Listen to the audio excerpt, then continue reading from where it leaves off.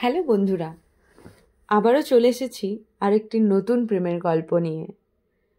তোমরাও যদি তোমাদের এমনই কোনো প্রেমের গল্প এরকমই একটা অডিও স্টোরি বানিয়ে নিজেদের কাছে রেখে দিতে চাও, তাহলে আমাদের যোগাযোগ করতে পারো। আমাদের গল্প পাঠানোর সমস্ত ডিটেলস ডেসক্রিপশন বক্সে দেওয়া রয়েছে। আজকের গল্প seat number 17B। Boarding gate. Ishan Bangalore থেকে কলকাতা ফিরছে। মায়ের অসুস্থতার খবর পেয়ে হঠাৎই টিকিট কেটেছে সে। মন খারাপ, চোখে ঘুম নেই, একটু টেনশনও আছে। যদিও এখন সবটা কন্ট্রোলে, তবেও মাকে হসপিটালাইজড করতে হয়েছে শুনে আর স্থির থাকতে পারেনি সে। বোর্ডিং গেটে দাঁড়িয়ে কফি হাতে হঠাৎ চোখে পড়ে একটি মেয়ে। চোখে চশমা, কানে হেডফোন। মেয়েটির মধ্যে একটা অদ্ভুত নির্লিপ্ত সৌন্দর্য আছে, যেন নিজেই নিজের মনে গুনগুন করছে সে। তাকে দেখে একটু হাসিও পায়, আবার মনে মনে একটা ভালো লাগাও তৈরি হয় তার। যাই হোক, ঈশান আর গুরুত্ব দেয় না। Boarding call. সে উঠে আস্তে আস্তে বোর্ডিং গেটের দিকে এগিয়ে যায়। ঈশানের সিট 17A, জানলার ধারে। ফ্লাইটে জানলার ধারটা তার বেশ পছন্দের। এরোপ্লেনের ওই বোরিং মুখগুলো দেখার থেকে জানলার বাইরে পেঁজা তুলোর মতো মেঘ দেখতে তার ভালোই লাগে। সিটে বসে সিট বেল্ট অ্যাডজাস্ট করে সামনের দিকে তাকাতেই দেখে সেই মেয়েটি ওভারহেড বিনে লাগেজ ঢোকাচ্ছে। তারপর এসে বসে একদম ঠিক তারই পাশে। Seat 17B।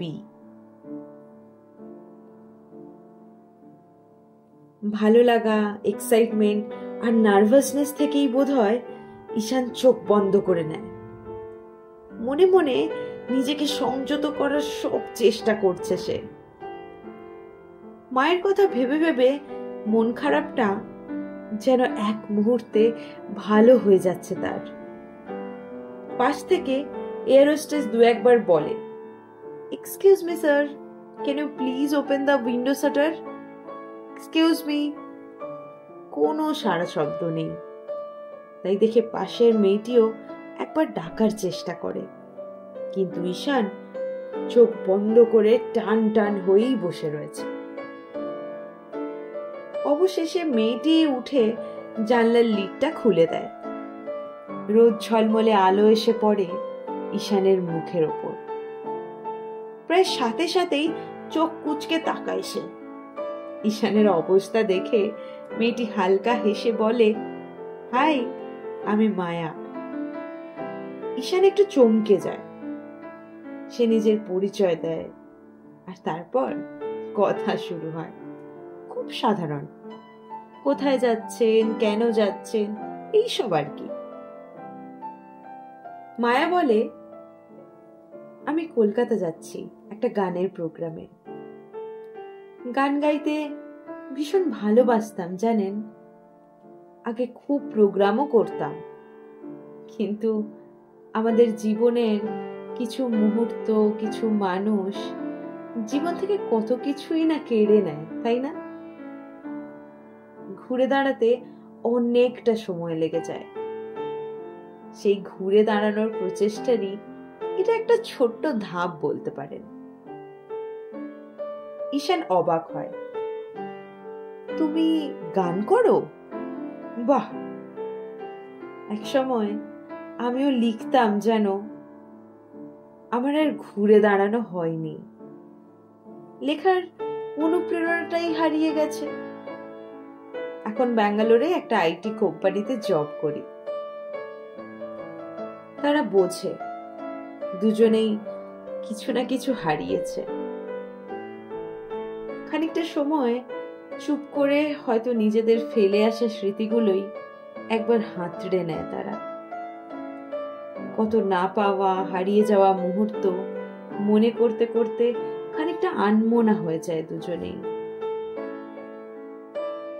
এরপর হঠাৎ শুরু হয় turbulence. Air hostess seat belt বেঁধে ফেলার অনুরোধ করে। রোদ ঝলমলে আকাশে পেঁজা তুলোর মতো মেঘ সরে গিয়ে ঘন মেঘের আস্তরণে ঢেকে যায় ঈশানের জানলাটা। এরোপ্লেনটা মাঝ আকাশে হঠাৎ ঝাঁকুনি খায়, লাইট দুলে ওঠে। সকলেই প্রায় চুপ করে সোজা হয়ে বসে আছে। মায়াও একটু বিচলিত দেখাচ্ছে। ঈশান তাকে দেখে হালকা হেসে বলে, ভয় পেলে আমার হাতটা ধরতে পারো। মায়া চোখ খুলে তাকায়, হালকা হেসে বলে, আর কিছুতেই ভয় পাই না। তবে বলেই ঈশানের বাড়িয়ে দেওয়া হাতের ওপর রেখে দেয় নিজের হাতটা। দুজনেই একটু লজ্জা পায়। বিপরীত দিকে তাকিয়ে খানিকটা মুচকি হাসে। ব্লাশ করছে দুজনেই। কেউ কারো দিকে তাকাচ্ছে না, তবে হাত দুটো ঠিক ধরা আছে। দুজন অচেনা যাত্রীর মধ্যে হঠাৎ যেন এক সুর বেজে ওঠে। এরপর বেশ অনেকক্ষণ ওরা আর একে অন্যের দিকে লজ্জায় তাকাতে পারেনি। শুধু মাঝে মাঝে মুখ নিচু করে লাজুক হাসি হাসছে মায়া। আর ঈশান জানলা দিয়ে বাইরের দিকেই তাকিয়ে থেকেছে, কিন্তু তবুও হাতটা ছেড়ে দেয়নি। এরপর হঠাৎ ফ্লাইটের ল্যান্ডিং এর অ্যানাউন্সমেন্ট হয়।